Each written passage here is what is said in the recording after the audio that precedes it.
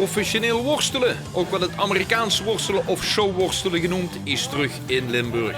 Na een aantal jaren afwezigheid heeft een Limburgse organisator het aangedurfd om de worstelaars weer naar onze provincie te halen. Het heeft eigenlijk altijd het goed gedraaid in Limburg. Op een gegeven moment is dat overgegaan en zijn de shows eigenlijk verplaatst naar boven Holland. En daar ben ik weer mee in aanraking gekomen. En toen zag ik het daar en toen dacht ik van ja, dat moet ook gewoon weer terug naar hier.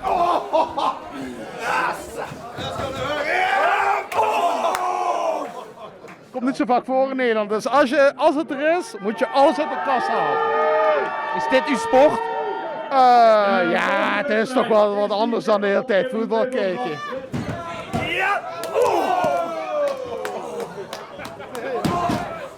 U was wel een beetje geschrokken toen ze zo kort bij kwamen. Ja, tuurlijk. Je wil, ja, ik weet het niet. Je moet toch een beetje uitkijken, hè?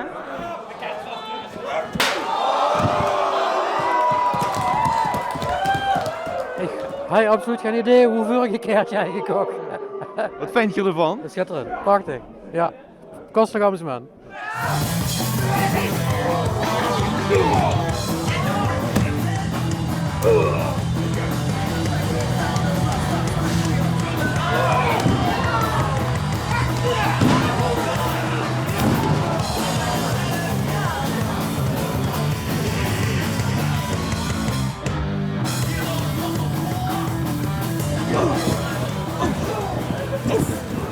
Het is zeker, heel zeker sport, want alles is gewoon echt qua klappen, qua vluchten, qua vliegen, qua vallen wat je ziet. Maar tevens moet er ook een stukje comedy in zitten. En voor die komische noot zorgt Mot van Kunderwel. Hij is één van de weinige Limburgers die zich in de ring waagt. Er zijn maar weinig Limburgers die zo goed hierin zijn. En ik vind het gewoon fijn om met mannen in de ring te stappen.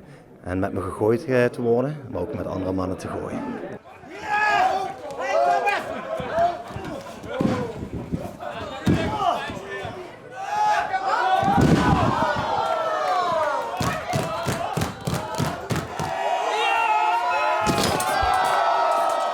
Je moet het zien als een avond vol actie, spektakel, spanning, maar ook jezelf gewoon even lekker laten gaan.